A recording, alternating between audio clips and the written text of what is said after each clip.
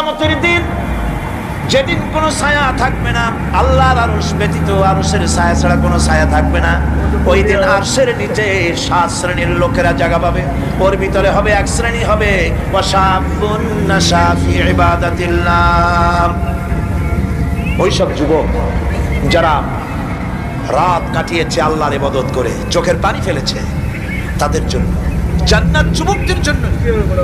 আমি আগেও বলেছি, বুড়োরা কেউ বেহেশতে যাবে না, চিন্তা করে কোনো লাভ নেই। কালো মানুষ আর বুড়া মানুষ বেহেশতে যাবে না, কোন মৌলভী সাহেবের ফতোয়া নয়, স্বয়ং রাসূলুল্লাহ বলছেন।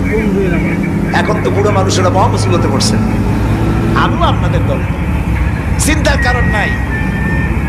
রাসূলুল্লাহ বলেছেন বুড়া কালো মানুষ কাঁদবে না, কান্দার কোনো দরকার নাই। তুমি যখন বেহেশতে যাবে তুমি বুড়ো থাকবে না, আল্লাহ জওয়ান বানাই দিবে। কালো মানুষ কালো থাকবে না, জান্নাতে যাওয়ার সময় আল্লাহ পাক পূর্ণিমার চাঁদের চাইতেও সুন্দর বানাই দিবে।